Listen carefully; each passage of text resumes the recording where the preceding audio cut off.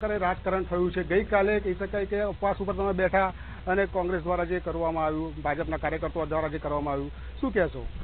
હું નહોતો ઈચ્છતો કે ગાયના મુદ્દે રાજકારણ થાય, અને એટલે જ આપ મારી પાછળનું બેનર જોઈ રહ્યા છો કે અહિંસાની મૂર્તિ એવા ગાંધીજીને મેં રાખ્યા છે, એક બાજુ ગૌ માતાને રાખ્યા છે, પરંતુ કોંગ્રેસના મિત્રો સહયોગી બનવાનું વાત કરી આવીને અહીંયા અરાજકતા ફેલાઈ, અને જ્યારે સ્વાભાવિક છે કે અહીંયા આવી અને અરાજકતા ફેલાવવાનો પ્રયત્ન કરે એટલે જે કાર્યકર્તાઓ બીજા હતા એમણે પ્રતિક્રિયા આપી અને એમાંથી ઘર્ષણ ઊભું થયું અને આને રાજકીય સ્વરૂપ આપવાનો પ્રયત્ન થયો।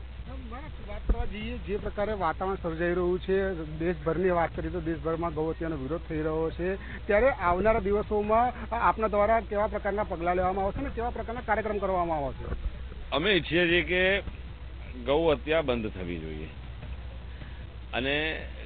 ગાયનો મામલો એ કોઈ પર્ટિક્યુલર કોમ સાથે નહીં જોડવો જોઈએ, કારણ કે ગાય દરેક માટે સમાન ઉપયોગી છે, એનું દૂધ બધા માટે સમાન છે, કોઈને મીઠું ને કોઈને મોરું કે તુરું એવું નથી આપતું। ગાય કૃષિનો આધાર છે, અને અમે એ કોઈ હિન્દુઓ એને માતા માને છે, અને એટલા માટે અન્ય સમાજ એનો વિરોધ કરે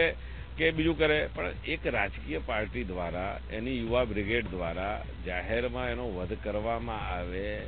આ નરાધમ કૃત્ય કહેવાય।